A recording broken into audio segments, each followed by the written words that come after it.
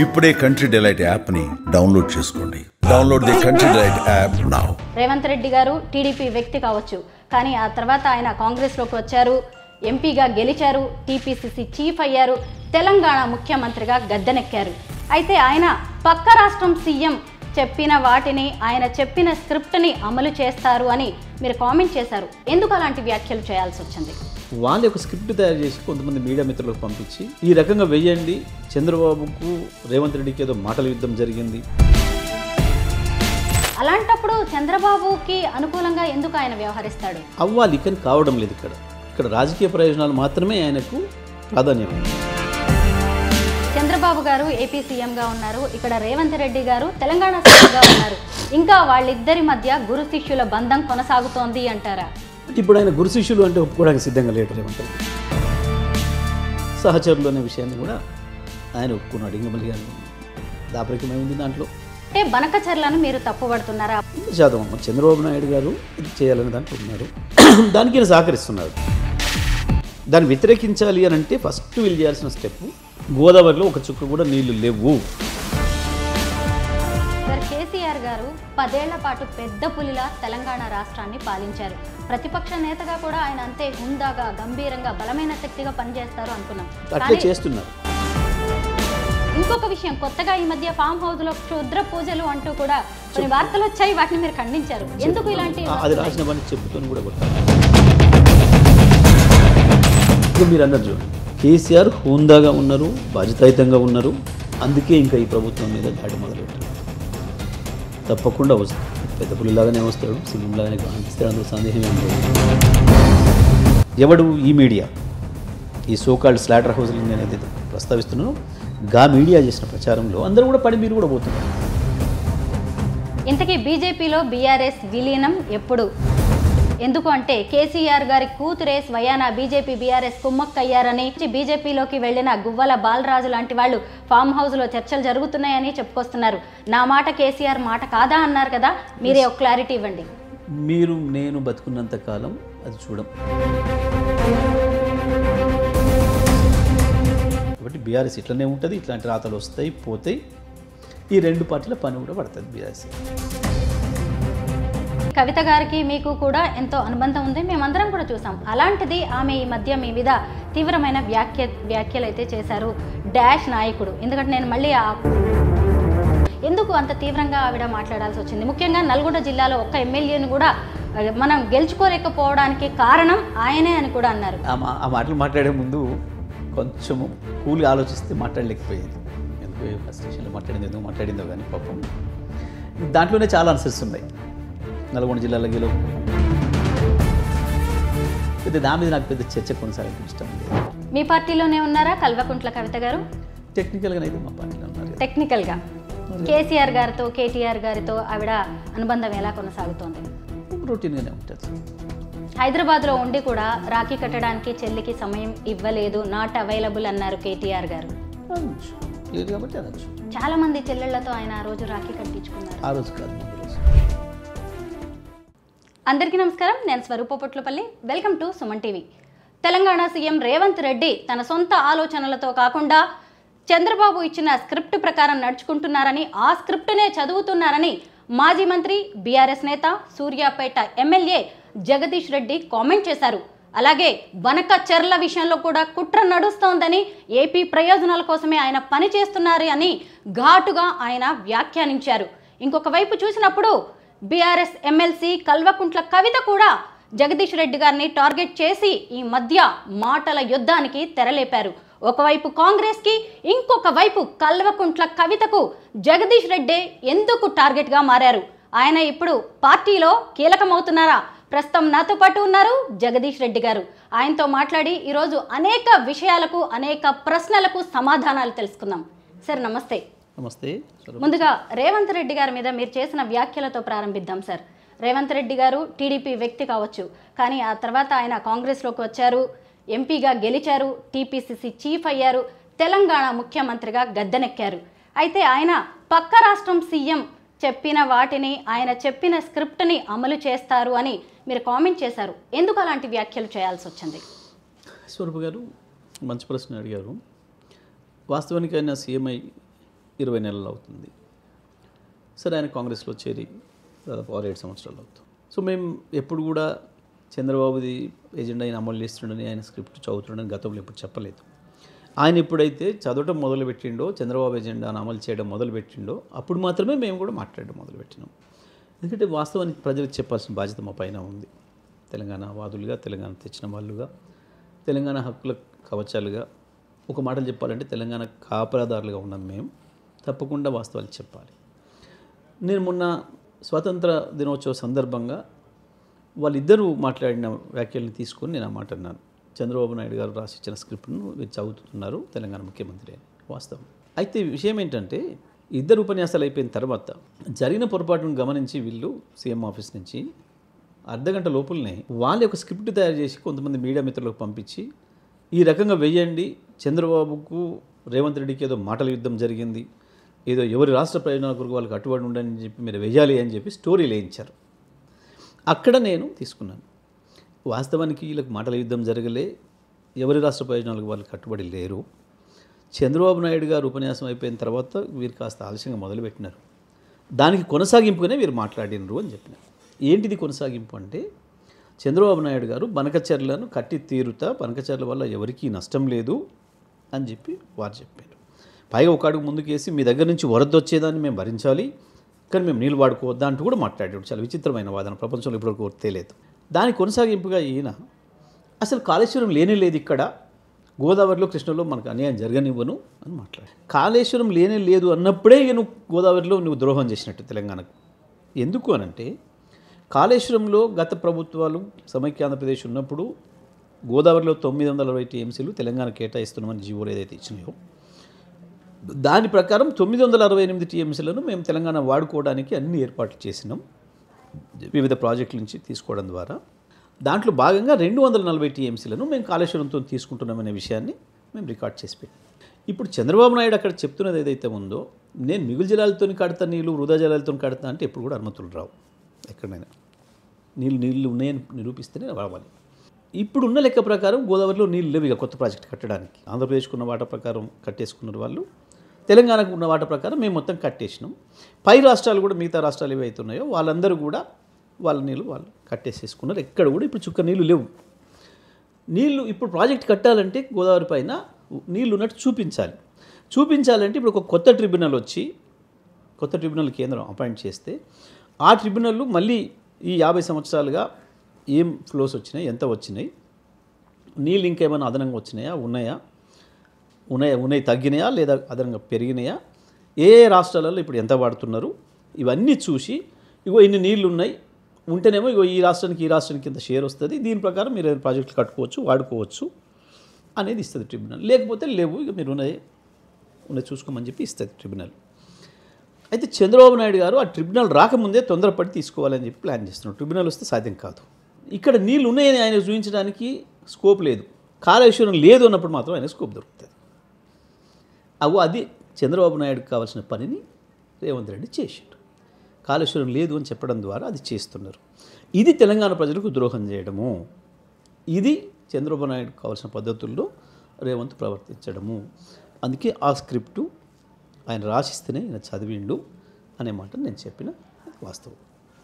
Sir, ఓ ముఖ్యమంత్రిగా తెలంగాణ ప్రయోజనాలే రేవంత్ రెడ్డి గారికి priority అవుతాయి. అలాంటప్పుడు చంద్రబాబుకి అనుకూలంగా ఎందుకు ఆయన వ్యవహరిస్తాడు? అవ్వాలి, కానీ కావడం లేదు. ఇక్కడ రాజకీయ ప్రయోజనాలు మాత్రమే ఆయనకు ప్రాధాన్యమైనవి. ఎందుకు అంటే ఆయనకు రాజకీయ అవసరాలు ఉన్నాయి. ఢిల్లీతో, మోడీ గారితో ఆయన అవసరాలు తీర్చాలంటే ఇప్పుడు చంద్రబాబు నాయుడు పెద్ద పెప్పను. ఎందుకంటే మోడీ గారి ఊపిరి చంద్రబాబు నాయుడు గారి చేతిలో ఉంది, మనకు తెలుసు. ఆయన మద్దతుతోనే అక్కడ మోడీ గారు నిలబడి ఉన్నారు.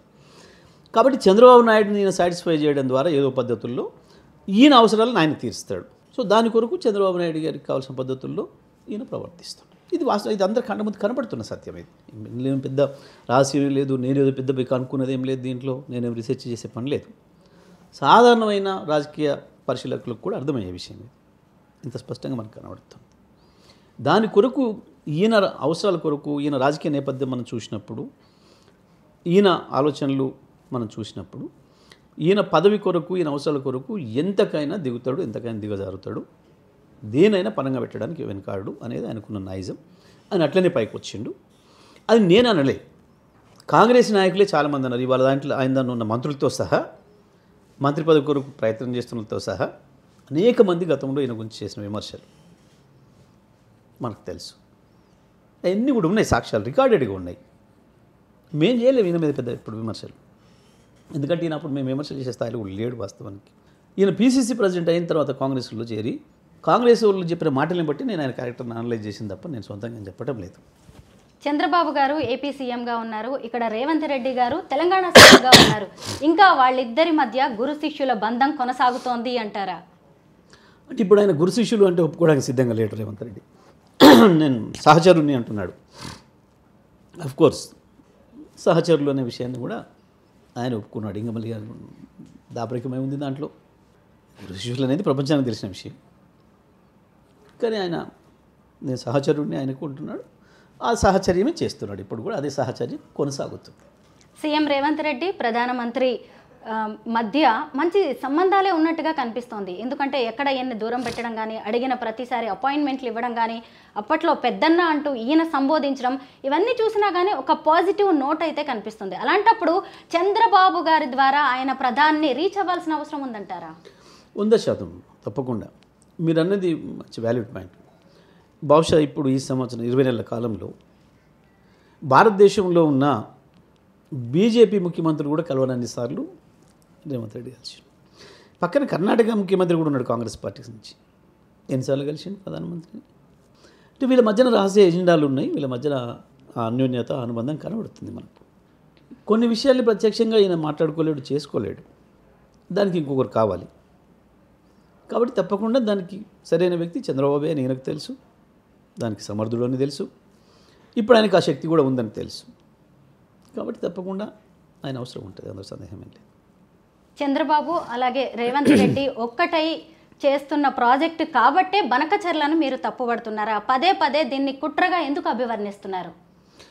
100% అమ్మ, చంద్రబాబు నాయుడు గారు అది చేయాలనే దాంట్లో ఉన్నారు, దానికి ఈయన సహకరిస్తున్నాడు. తెలంగాణ ముఖ్యమంత్రి దాన్ని వ్యతిరేకించాలి. దాన్ని వ్యతిరేకించాలి అని అంటే ఫస్ట్ వీళ్ళు చేయాల్సిన స్టెప్, గోదావరిలో ఒక చుక్క కూడా నీళ్లు లేవు అనేది ఎస్టాబ్లిష్ చేయాలి. ఎక్కడ చేయాలి? అపెక్స్ కమిటీ అనేది ఒకటి ఉంది మనకు, పార్లమెంట్ ఇచ్చింది రీఆర్గనైజేషన్ సందర్భంగా. తెలంగాణ ఆంధ్రప్రదేశ్ విడిపోయేటప్పుడు ఈ 3 రాష్ట్రాల మధ్యన, ఈ 2 రాష్ట్రాల మధ్యన ఏదైనా సమస్య వచ్చినప్పుడు నీళ్ళకు సంబంధించి కేంద్ర నీటిపారుదల శాఖ మంత్రి అధ్యక్షతన వీళ్ళిద్దరు సభ్యులుగా, వీళ్ళ 3 సభ్యులుగా ఒక కమిటీ, అపెక్స్ కమిటీ అని చెప్పేసి ఏర్పాటు చేసింది ఆ రోజు. ఆ అపెక్స్ కమిటీ సమావేశంలో ఎవరు ఒక అభ్యంతరం చెప్పినా అది ఆగిపోవాలి అక్కడే. ఇది మనకున్న రాజ్యాంగపరమైన హక్కు, అవకాశం. ఈయన దాన్ని డిమాండ్ చేయాలి. బనకచర్ల ఇష్యూ ఎప్పుడైతే బయటకు వచ్చిందో, చంద్రబాబు నాయుడు గారు ఏదైతే కాగితం మీద పెట్టి పంపిండో, ఇమ్మీడియట్గా తెలంగాణ ముఖ్యమంత్రి చేయాల్సిన పని ఏంటంటే వెంటనే అపెక్స్ కమిటీని పిలవండి అని చెప్పి కేంద్ర మంత్రికి ఉత్తరం రాయాలి, ఈయన డిమాండ్ చేయాలి. అపెక్స్ కమిటీలో మొత్తం తీసుకుపోయి ఇచ్చి 968 టీఎంసీల నీళ్ళు మేము వాడేసినాం, ఈ ప్రాజెక్ట్ ద్వారా ఇంత, ఈ ప్రాజెక్ట్ ద్వారా ఇంత, కాబట్టి అక్కడ చుక్క నీళ్ళు లేవు, పై రాష్ట్రాలు కూడా ఎవరి వాట వాళ్ళు వాడుకున్నారు, ఆంధ్రప్రదేశ్ తన వాటను ఇప్పటికే వాడేసుకుంది, కాబట్టి అవకాశం లేదు, దాన్ని క్లోజ్ చేయండి అని చెప్పాలి. ఇప్పటివరకు కూడా ఆ పని చేయలేదు. ఉత్తర డ్రామాలు చేస్తున్నాడు, ఇతర మాట్లాడుతున్నాడు, ఏదో మీడియాలో రాసుకుంటున్నాడు, ఏదో చేస్తున్నాడు, ఏదో మాట్లాడుతున్నాడు తప్ప అసలు విషయానికి రావడం లేదు ఆయన. ఇప్పుడు ఇక్కడ స్పష్టంగా కనబడుతుంది, అందులో వేరే సందేహమే లేదు. నువ్వు కొట్టాల్సిన వేదిక మీద కొట్లాడకుండా, చెప్పాల్సిన చోట చెప్పకుండా నువ్వు ఎక్కడెక్కడ అవుతాను మాట్లాడిస్తే ఇట్లా అవుతుంది. ఎక్కడనైతే విధాన నిర్ణయం తీసుకోగలిగిన పవర్ ఉందో, అధికారం ఉందో అక్కడే కదా మనం మాట్లాడాలి. అవి అక్కడ తీసుకోవట్లేదు విషయం, అది మనందరి అనుమానాలకు అది తావిస్తుంది. బీఆర్ఎస్ ప్రభుత్వం కాళేశ్వరాన్ని తెలంగాణ పాలిట వరంగా, వరప్రదాయినిగా అభివర్ణిస్తూ ఉండేది. మరి ఇప్పుడు అదే ప్రాజెక్ట్ని కాంగ్రెస్ ప్రభుత్వం అక్రమాలు, అవకతవకల పుట్టగా చూపిస్తోంది. అయితే ఇప్పుడు ఏకంగా కేసీఆర్ లాంటి వారు విచారణలకు హాజరు కావాల్సి వస్తుంది. అధికారులు, నాయకులు చెప్తున్నారు ఆయన ఎక్కడ ఏం చేయమంటే అదే చేస్తూ పోయాము అని. ఇలాంటిది కాంగ్రెస్ ప్రభుత్వం మొత్తం వాళ్ళ ప్రకారమే అంతా నడుస్తున్నట్టుగా కనిపిస్తోంది. కానీ ఈ కాళేశ్వరానికి ఇలాంటి పరిస్థితి ఎందుకు వచ్చింది? ఎందుకంటే కాళేశ్వరానికి జాతీయ ప్రాజెక్టు హోదా కావాలి అని బీఆర్ఎస్ ఏకంగా పార్లమెంట్లోనే గళమెత్తింది. అలాంటి ప్రాజెక్టు ఇప్పుడు ఇలా ఎందుకు తయారైంది? ఎక్కడ జరిగింది తప్పు? ఇక్కడ తప్పు జరగలేదు. కాళేశ్వరం కట్టడమే చంద్రబాబు నాయుడుకి ఇష్టం లేదు, వాళ్ళకి ఇష్టం లేదు, అవతల వీళ్ళకు దాని విలువ తెలుస్తలేదు. ఎందుకంటే వీళ్ళెవరికి తెలంగాణ ఆత్మన్నోళ్ళు గారు, తెలంగాణ ప్రయోజనాల కొరకు పనిచేసిన వాళ్ళు కాదు. గతంలో కూడా తెలుగుదేశంలో ఉండి తెలంగాణను వ్యతిరేకించిన వాళ్ళు. కాబట్టి వాళ్ళకి ఈ తెలంగాణ ప్రయోజనాలతో ఎప్పుడు కూడా పని లేదు. రాజకీయ ప్రయోజనాలే తప్ప ప్రజల ప్రయోజనాలు, ప్రాంత ప్రయోజనాల మీద వీళ్ళెన్నడికి కూడా కట్టుబడి లేరు. వీళ్ళకి ఎన్నడూ అటువంటి ఆలోచన కూడా లేదు. కాబట్టి దాని మీద మాట్లాడుతున్నారు. కాళేశ్వరం విషయంలో జరిగిన ప్రచారం అక్కడ ఉన్న వాస్తవం మీరు వెళ్ళి వచ్చినా కనిపిస్తుంది. ఇవాళ అక్కడ నిజంగా వీళ్ళు అన్నట్టు ఎక్కడన్నా ఏదైనా కొట్టుకపోయిందా? అదే పోలవరం ఇప్పటికి 3 సార్లు 4 సార్లు కొట్టుకపోయింది నిన్నటితోని. కొట్టుకపోయిన ప్రతి సందర్భంలో ఎంత నష్టం జరిగింది, దాన్ని రిపేర్ చేయడానికి ఎంత ఖర్చు కావాలని చెప్పి కేంద్ర ప్రభుత్వం ఇచ్చింది. దానికి 2000 కోట్లకు పైగా రిపేర్లకే ఇచ్చినాం, కొట్టుకపోతుంటే అని చెప్పి కేంద్ర ప్రభుత్వం ఇచ్చిన నివేదికలే ఉన్నాయి. అది ఎక్కడికి పోదు రికార్డెడ్. దాని మీద ఒక్క మాట లేదు ఇప్పటి వరకు. ఒక్క దీని మీదనే మాట్లాడుతున్నారు అంటే దాని అర్థమైంది. ఈ దేశంలో, ఈ ప్రపంచంలో చాలా ప్రాజెక్టులు కట్టేటప్పుడు నష్టం జరుగుతుంది. ఎందుకు? మీరు ఒక ఫోర్స్తోని యుద్ధం చేస్తున్నారు. వాటర్ అనేది ఒక ఫోర్స్ వచ్చి వెళ్ళిపోతుంటుంది, కనపడ్డ ప్రతి దాన్ని తోసుకొని తీసుకుపోతుంటుంది. అది దాన్ని ఆపడానికి మీరు ప్రయత్నం చేస్తున్నారు. ప్రాజెక్టులు కట్టడం అంటే అది ఎక్కడైనా ప్రపంచంలో నదుల మీదనే కడతారు. ఆ ఫోర్స్ వచ్చిన క్రమంలో ఒక్కొక్కసారి శక్తి మించి, భూములకు మించి మీరు అనుకున్నది ఇంకా పూర్తి కాకముందే రావడం ద్వారా ఉన్నదాన్ని తీసుకొని పోతుంది. అట్లా పోలవరం కూడా పోయింది, అనేక ప్రాజెక్టులు పోయినాయి. ఆంధ్రప్రదేశ్, సమైక్య ఆంధ్రప్రదేశ్లో పోయినాయి, ఆంధ్రప్రదేశ్ విడిపోయిన తర్వాత కూడా పోయినాయి. ప్రపంచంలో కట్టబడ్డ అనేక గొప్ప ప్రాజెక్టులన్నీ కూడా కొన్ని సందర్భాల్లో కొంత డ్యామేజ్ జరిగి మళ్ళీ రికవర్ చేసుకుంటూ పోతారు, సహజమైన విషయం. కానీ ఒక్క కాళేశ్వరంనే ఎందుకు చేస్తున్నారు అని అంటే రాజకీయ అవసరాల కొరకు, ఇవాళ చంద్రబాబు నాయుడు గారు అవసరాల కొరకు చేస్తున్న మీడియా అంతా వారి డైరెక్షన్లో ఉన్నదే మీడియా. ఈయన కూడా వారి శిష్యుడే. కాబట్టి ఆ పద్ధతుల్లో కాళేశ్వరం అనేది లేదు అని అనిపించాలి. ఎప్పటి వరకు? బనకచెర్ల అనుమతులు పూర్తయ్యేంత వరకు. ఆ తర్వాత మళ్ళీ కాళేశ్వరం ఉంటుంది యథావిధిగా. మళ్ళీ ఇదే వీలే దాన్ని రిపేర్ చేయాల్సి వస్తుంది, చచ్చుకుంటూ మళ్ళీ నడపాల్సి వస్తుంది. ప్రజల నుంచి కూడా ఆ డిమాండ్ మొదలవుతుంది. తప్పకుండా కాళేశ్వరం ఉండి తీరుతుంది. కాళేశ్వరం బ్రహ్మాండంగా తెలంగాణకి జీవధారగా శాశ్వతంగా నిలబడి తీరుతుంది, అందులో సందేహం లేదు. కానీ ఇప్పుడు జరుగుతున్న ప్రచారం కేవలం ఒక దురుద్దేశంతో తప్పుడు ఆలోచనలు పెట్టుకొని అవతల బనకచెర్లకు తను వాడుకోవడం కొరకు చంద్రబాబు నాయుడు గారు కొనసాగిస్తున్నారు దీన్ని. వీళ్ళు ఆయన చేతిలో పావులు కాబట్టి అదే మాట్లాడుతున్నారు. సార్, మొదటి నుంచి మీరు కేసీఆర్ గారికి సన్నిహితమైన వ్యక్తిగానే ఉన్నారు. అయితే ఈ మధ్య కాలంలో ఫామ్ హౌస్లో మీరు కేసీఆర్ గారితో రోజుల తరబడి ఉంటున్నట్టుగా, చర్చలు జరుపుతున్నట్టుగా, మంతనాలు జరుపుతున్నట్టుగా తెలుస్తుంది. ముఖ్యంగా కేటీఆర్ గారు, హరీష్ రావు గారు, ఆ తర్వాత మీరు. అయితే కేసీఆర్ గారు ఎందుకు సైలెంట్గా ఉంటున్నారు? ఇప్పుడు ప్రస్తుతం ఆయన ఆలోచనలు ఎలా ఉన్నాయి, ఆయన అంతరంగం ఏంటి అనేది చాలామంది తెలుసుకోవాలనుకుంటున్నారు. మీ మాటల ద్వారా ఆయన ఏం చేయబోతున్నారో చెప్పండి. వాస్తవానికి వారు చెప్పే ఉన్నారు, చెప్పకుండా ఏం లేరు. ఈ ప్రభుత్వానికి కొంత సమయం ఇద్దాం, కొత్తగా వచ్చిన ప్రభుత్వం, వీళ్ళు కూడా కొత్త వ్యక్తులు దాంట్లో, మళ్ళీ గతంలో అనుభవం ఉన్న వాళ్ళు కూడా కాదు. ఎందుకంటే ప్రజలు కూడా మనం తప్పట్టకూడదు. మనం ఇవాళ ఏం విమర్శలు చేసినా అయ్యో వాళ్ళు వచ్చి 2 రోజులను కాలేదు అప్పుడే ఏంది విమర్శలు అనే మాట వస్తుంది. మనం అవకాశం ఇవ్వద్దు, చూద్దాం అని చెప్పి మొదలు ఒక 6 నెలలు మీరు మౌనంగా ఉండండి అని మాకు కూడా చెప్పినారు. వాస్తవం మేము కూడా ప్రభుత్వం వైఫల్యాల పట్ల మేము కూడా ఇప్పుడే మాట్లాడలేదు. కాకపోతే ప్రభుత్వం కొత్త సమస్యలు ఏదైతే సృష్టించిందో, హైడ్రా కావచ్చు, మూసీ కావచ్చు, లగచర్య కావచ్చు, అట్లాంటివి వచ్చినప్పుడు ప్రజలకు అండగా నిలబడాలి కాబట్టి మేము నిలబడుతూ వచ్చినాం. బట్ పార్టీగా ప్రభుత్వం, కాంగ్రెస్ పార్టీ పలానా హామీలు ఇచ్చి వైఫల్యం చెందింది అని చెప్పి మేమే ఉద్యమాలు మొదలు పెట్టలే ఇంకా. సో అట్లాగే కేసీఆర్ గారు చెప్పి ఉన్నారు, మరి అట్లనే దాన్ని కట్టుబడి ఉన్నారు. మొన్న చెప్పినారు వరంగల్ సభ పెట్టినప్పుడు చాలా స్పష్టంగా, నేను ముందే చెప్పినా అదే ప్రకారం ఉన్నా, నేను విజ్ఞతతో ఉన్నా, నేను మాట్లాడకపోవడం అంటే వేరే కాదు, ఆ ప్రభుత్వానికి అవకాశం ఇవ్వాలి కాబట్టే ఉన్నా, తొందరపడ్డట్టు మనం ఉండకూడదు కాబట్టే ఉన్నా అని మాట చెప్పాను. అది అమలు చేస్తున్నారు, చెప్పడమే కాదు అమలు చేస్తున్నారు. ఆయన ఒక సీనియర్ పాలిటీషియన్గా, అనుభవజ్ఞుడిగా ఆయన చేయాల్సిన పని చేస్తున్నారు. ఈ మధ్యకాలంలో మాట్లాడుతున్న విషయాలంటే తప్పకుండా బనకచెర్ల విషయం ప్రధానంగా, ఈ మధ్యన రైతాంగం ఎదుర్కొంటున్న సమస్యలు, ముఖ్యంగా విద్యార్థులు, స్కూళ్ళు, హాస్పిటల్స్ ఏం జరుగుతుంది అనే విషయం. ఎందుకంటే కనీసం వీళ్ళు కొత్తవి ఇవ్వకపోయినారు, కొత్త హామీలు నెరవేర్చలేకపోయినారు. కనీసం మనం ఇచ్చిన వాటిని కానీ కొనసాగించలేని దీనస్థితి ఎందుకు ఈ ప్రభుత్వం, ఎందుకు జరుగుతుంది, ఏం జరుగుతుంది? ఉదాహరణకు మేము 24 గంటలు క్వాలిటీ పవర్ ఇచ్చినాం, మీ అందరికి కూడా తెలుసు. ఒక్క మోటార్ కాలిపోకుండా, ఒక బల్బ్ పోకుండా, ఎప్పుడు ఎక్కడైనా ఒకసారి సిటీలో మెయింటెనెన్స్ కొరకు ఆపాల్సి వస్తే కూడా ముందే వినియోగదారులందరికీ మెసేజ్ ఇచ్చి పలానా రోజు ఈ నిమిషం నుంచి ఈ నిమిషానికి 1 గంట పోతుంది లేదా 2 గంటలు రిపేర్ కొరకు పోతుంది అని చెప్పి ఇచ్చినాం మేము. కానీ వాళ్ళు ఏం జరుగుతుంది, ఎప్పుడు పోతుందో ఎప్పుడు వస్తుందో తెలియదు. మా రోజుల్లో ఏదైతే ఇన్వర్టర్లు, ఏదైతే జనరేటర్లు లేకుండా పోయినాయో, మాయమైనాయో, ఇవాళ మళ్ళీ ప్రతి ఒక్కరు కొనుక్కొచ్చుకుంటున్నారు. ఈవెన్ మీ ఈ స్టూడియోలకు కూడా ఇప్పుడు మీ జనరేటర్ నడవకుండా ఒక్కరోజు కూడా ఉండడం లేదు. కానీ మేమున్ననాడు నెలల తరబడి మీ జనరేటర్కి పని లేదు. సింపుల్ ఈ ఫ్యాక్ట్ ఎవరమైనా ఒప్పుకొని తీరాల్సిన సత్యం. గ్రామాలలో కూడా మళ్ళీ 2014 ముందు ఏదైతే మోటార్లు కాలిపోవడము, ట్రాన్స్ఫార్మర్లు పేలిపోవడం ఏదైతే జరిగిందనో మళ్ళీ ఇప్పుడు అది మొదలైంది. అక్కడ కూడా ప్రయత్నంగా మొత్తుకుంటున్నారు. మనం చూస్తున్నాం. మళ్ళీ రిపేరింగ్ సెంటర్లలో వారం రోజులు రైతు నిలబడాల్సిన పరిస్థితి వచ్చింది. ఎందుకు ఈ దుస్థితి? మనం ఇచ్చిందే కదా, ఇచ్చింది కొనసాగించడానికి కూడా ఎందుకు చేత కావట్లేదు వీళ్ళకి? హాస్పిటల్స్లో వైద్యం పడకేసింది. కనీసం పేద ప్రజలు ఇవాళ హాస్పిటల్కి పోయే పరిస్థితి లేదు. లోపలిపోతే కంపు కొట్టే పరిస్థితి ఉంది. నిర్వహణ విషయంలో మందులు అందుబాటులో లేవు అని చెప్పి డాక్టర్లు చేతులు ఎత్తేసేసి రాసిచ్చి బయట తెచ్చుకోపోండి అని పంపిస్తున్నారు. మన కళ్ళ ముందు జరుగుతున్నది, క్లియర్ కనబడుతుంది ఇదంతా కూడా. స్కూల్స్, హాస్టల్స్ ఒకరోజు సార్ వార్త చదివాను. ఏంది, ఒక రెసిడెన్షియల్ స్కూల్ పాప ఆరోగ్యం బాగాలేదని చెప్పి ఇంటికి పోయిన తర్వాత 5 రోజులు 6 రోజుల తర్వాత చనిపోయింది అని చెప్పి ఒక వార్త వచ్చింది. ఆ వార్తను చూసి ఇమ్మీడియట్గా సెక్రటరీని పిలిచి అందరు పిలిచి రివ్యూ చేసి ఎందుకు జరిగింది, ఇది ముందు గమనించలేకపోయినరా, పాపకు ఆలస్యమైంది వైద్యం అందువల్ల చనిపోయిందని వార్త వచ్చింది, ఎందుకు జరిగింది అంటే ఏముంది స్కూళ్ళలో వ్యవస్థ, పిల్లలకి రెగ్యులర్గా చెక్ చేస్తున్నారా లేదా అని అడిగి అప్పటిదాకా ఆ వ్యవస్థ లేదు. ఆ ఒక్కదాంతో ఇమ్మీడియట్గా ప్రతి స్కూల్లో తప్పకుండా ఒక నర్సు ఉండాలి అని చెప్పి వెంటనే అపాయింట్ చేయించారు. వితిన్ మంత్స్లో ప్రతి స్కూల్కి ఒక నర్సును కూడా పెట్టినాం.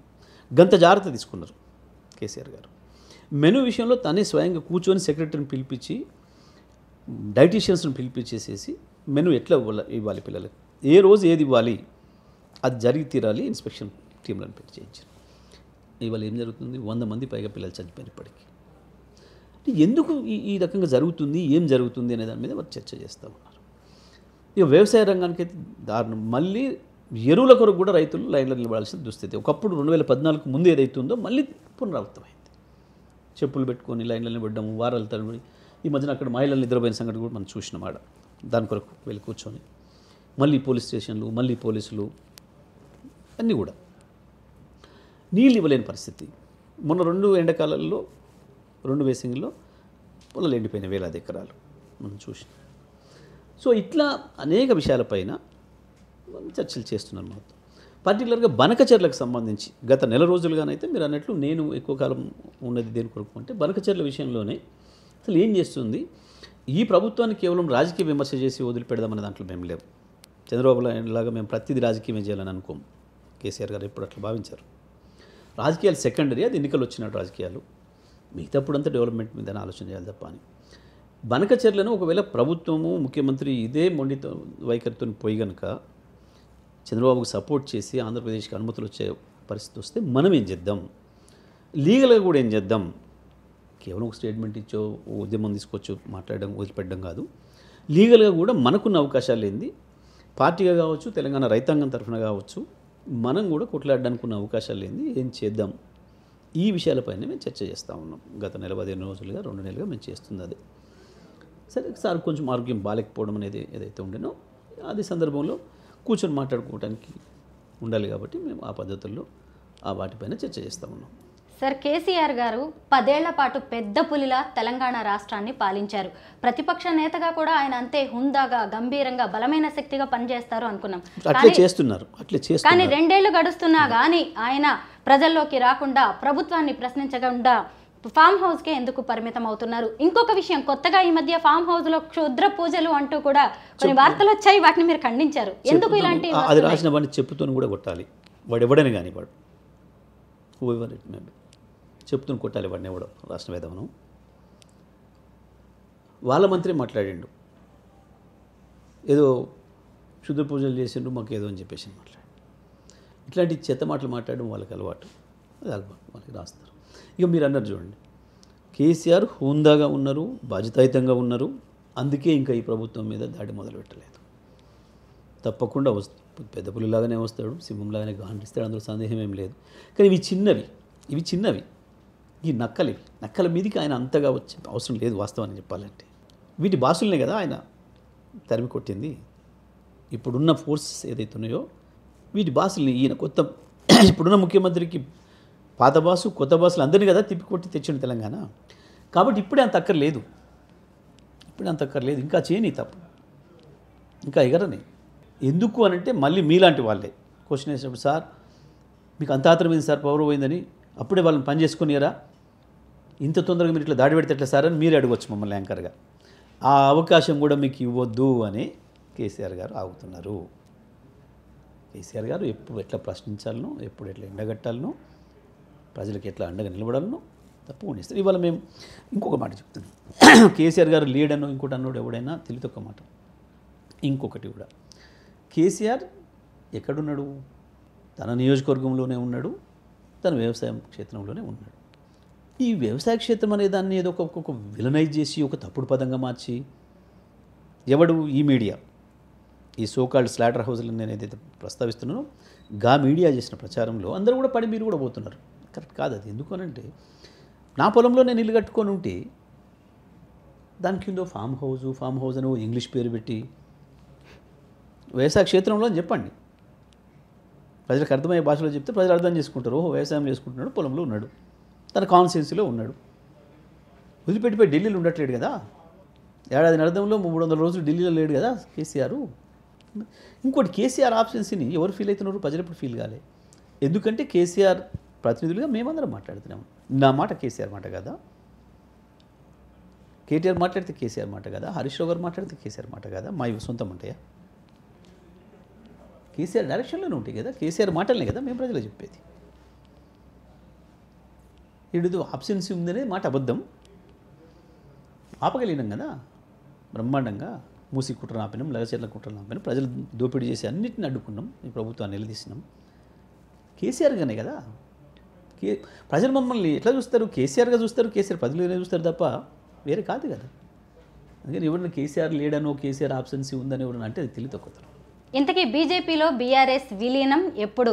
ఎందుకు అంటే కేసీఆర్ గారి కూతురే స్వయానా బీజేపీ బీఆర్ఎస్ కుమ్మక్కయ్యారని, అలాగే ఈ మధ్య మీ పార్టీ నుంచి బీజేపీలోకి వెళ్లిన గువ్వల బాలరాజు లాంటి వాళ్ళు ఫామ్ హౌస్లో చర్చలు జరుగుతున్నాయని చెప్పుకొస్తున్నారు. నా మాట కేసీఆర్ మాట కాదా అన్నారు కదా, మీరే ఒక క్లారిటీ ఇవ్వండి. నేను బతుకున్నంత కాలం అది చూడం.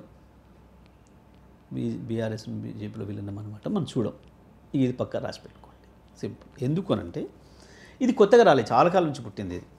మీరు ఇది వాళ్ళు ఏదో ఇద్దరు పేర్లు తీసుకుంటున్నారు కానీ దీనికంటే ముందు చాలా రోతపత్రికలు చాలా రాసినాయి, ఇంత మించిన రాతల్ని. అయిపోయింది, తెల్లారి మరునాడని కూడా రాసినాయి. అసలు ఇప్పటి వరకు మేము 25 సంవత్సరాలు మా పార్టీ పుట్టి ఒక్కరోజు అంటే ఒక్కరోజు కూడా మేము బీజేపీతో ఇప్పుడు కలవలేదు. ఇవాళ మేము విమర్శ చేస్తున్న కాంగ్రెస్తో పొత్తు పెట్టుకున్నాం, మేము ఇంత విమర్శ తీవ్రంగా వ్యతిరేకిస్తున్న చంద్రబాబుతో కూడా పొత్తు పెట్టాం, కానీ బీజేపీతో పొత్తు కూడా మేము పోలేదు. అంటే ఇక్కడ మీకు అర్థమవుతుంది ఎందుకు బీఆర్ఎస్ గురించి. మీకు ఇంకో మాట కూడా చెప్తా. ఇక్కడ ఈ 20 నెలల కాలంగా ఈ తెలంగాణ రాష్ట్రంలో జరుగుతున్న విషయాన్ని కూడా చూస్తే మీరు బీజేపీ కాంగ్రెస్ ఇద్దరు కూడా మా మీద దాడి చేస్తున్నారు కదా. 2 జాతీయ పార్టీలు, ఢిల్లీ సింహాసనం కొరకు కొట్లాడుతున్న పార్టీలు 2 కలిసి ఇక్కడ మా మీద దాడి చేస్తున్నాయి. వాస్తవానికి ఏం చేయాలి? ఇక్కడ కాంగ్రెస్ అధికారంలో ఉంది కాబట్టి బీజేపీ అరవీర భయంకరమైన దాడి చేయాలి. కానీ ముఖ్యమంత్రి మీద ఈగ వాళ్ళనిస్తలేదు బీజేపీ పార్టీ. అసలు కొంతమంది ఎంపీలు అయితే కాంగ్రెస్ వాళ్ళు కూడా రియాక్ట్ కానంత ఎక్కువగా అవుతున్నారు రేవంత్ మీద ఏదైనా విమర్శలు చేస్తే. బండి సంజయ్ లాంటి వాడు అయితే బాధపడి కన్నీళ్ళు గార్చే పరిస్థితి పోతున్నాడు. అట్లంటారా ముఖ్యమంత్రిని అని చెప్పి. ఎంత ఆశ్చర్యం. అంటే ఈ 2 కలిసి కూడబలుకొని బీఆర్ఎస్ని లేవకుండా చేయాలి. బీఆర్ఎస్ టెక్నికల్గా ఓడిపోయినా మొన్న ఎన్నికల్లో ఇప్పటికి కూడా బీఆర్ఎస్ఏ బలమైన పార్టీ, మళ్ళీ కేసీఆరే తిరిగి వస్తాడు కాబట్టి కేసీఆర్ను రాకుండా చేయాలి అనే దురుద్దేశంతో ఇద్దరు కలిసి నాటకాలు. వీడేం కాంగ్రెస్లో కలుస్తుందని వీడంటాడు, బీజేపీలో కలుస్తుందని వాడంటాడు.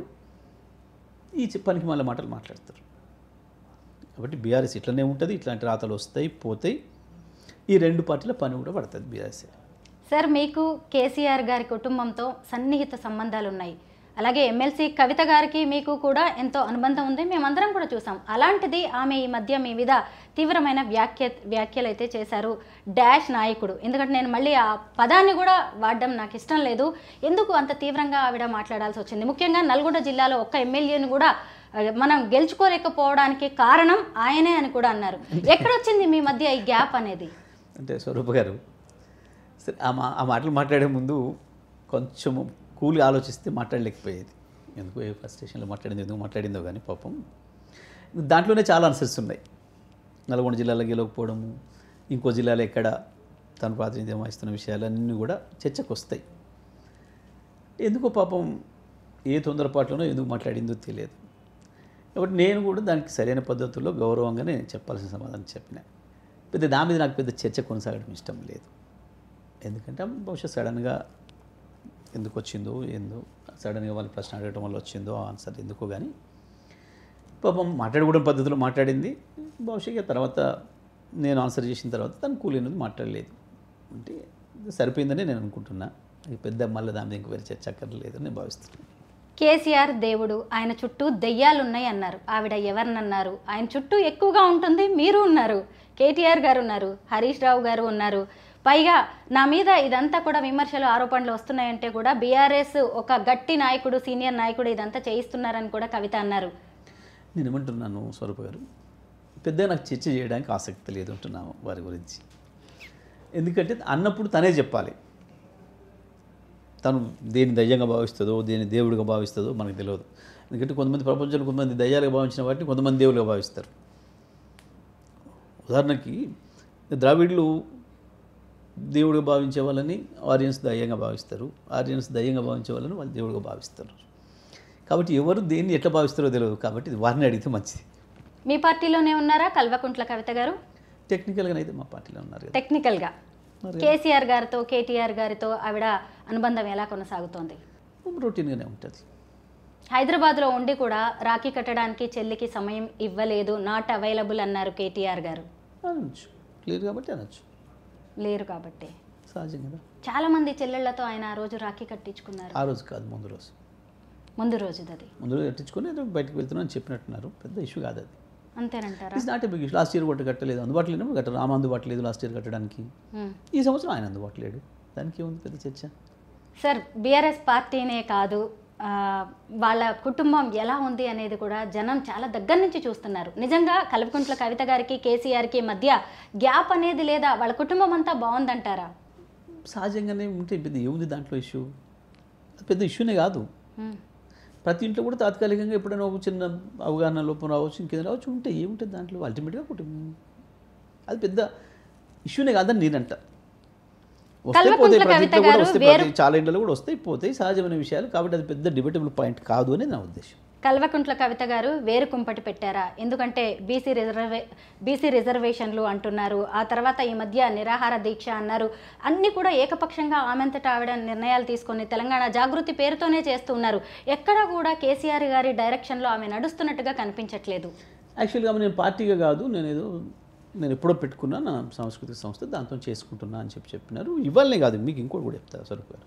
ఆమె గతంలో కూడా సొంత కార్యక్రమాలు చాలా చేసుకుంది, దాన్ని కొనసాగిస్తుంది. పెద్ద దానికంత పెద్ద చర్చించాల్సిన అవసరం లేదు. ఫైనల్గా చెప్పండి సార్, కేసీఆర్ గారి రాజకీయ వారసులు ఎవరు?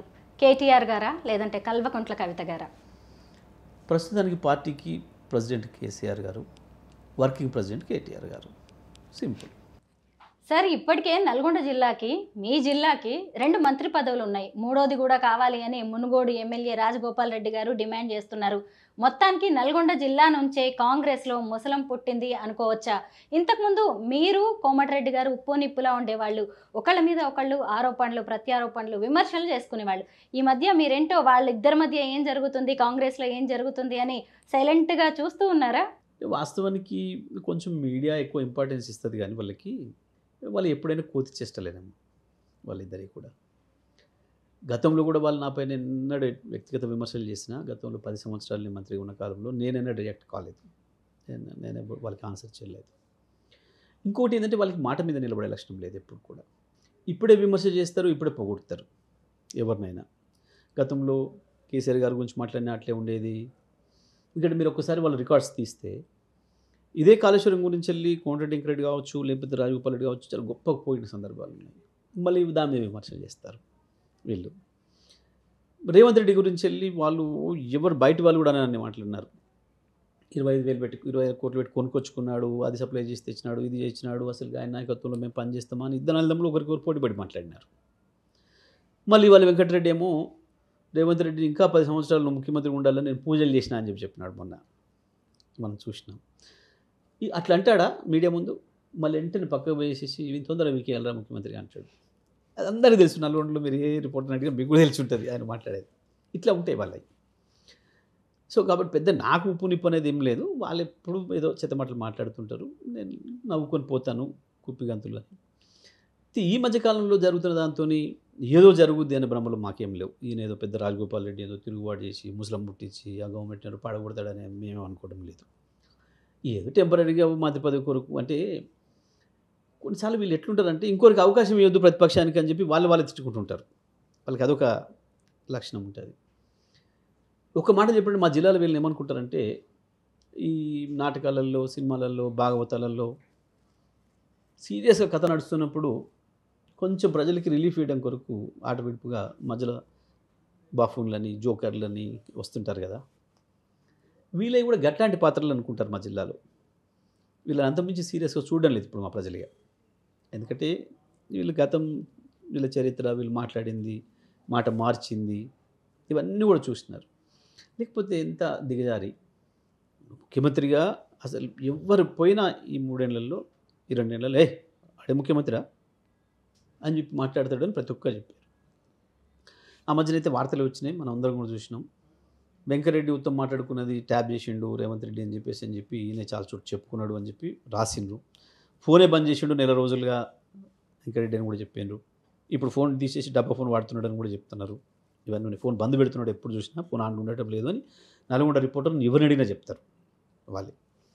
ఇవన్నీ జరుగుతున్నాయి. ఇవన్నీ ఒకవైపు జరుపుకుంటూ మొన్న ఏదో ఆయన క్యాంప్ ఆఫీసు గృహప్రవేశం చేసిన అని చెప్పి దాంట్లో ఈయన ఏదో ముఖ్యమంత్రికి ఫోన్ చేస్తే 2 సార్లు కలవలేదట మొదలు.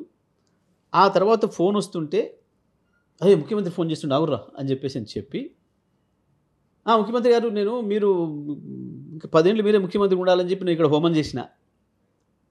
చిల్లరంటే చూసేవాళ్ళకి కూడా ఎంత అసహ్యం వేసిందంటే గృహప్రవేశం చేసినావు, అయ్యగారులో వచ్చారు, కింద మాత్రం చదివి పోయినారు. దానికి గంత బ్లఫ్ చేయడం అంటే ఇక వీళ్ళ క్యారెక్టర్ని ఏమనుకుంటారు ప్రజలు. సో నాన్ సీరియస్ అయిపోయారు వీళ్ళు పాపం ఈ మధ్యకాలంలో, ప్రత్యేకించి ఇద్దరు కూడా అన్నమాట. ఆయన పోవడం, ఆయన తెగడం, అన్ని రకరకాల. మళ్ళీ 2 రోజులు మీరే చూడండి, మళ్ళీ మాట మార్చి ఇంకోటి మాట్లాడతాడు ఏ రాజగోపాల్ రెడ్డి కూడా. కాబట్టి పెద్దగా వీళ్ళను నమ్మడం కానీ, వీళ్ళు ఏదో అద్భుతాలు చేస్తారని అనుకోవడం కానీ మేమేం అనుకోవడం లేదు.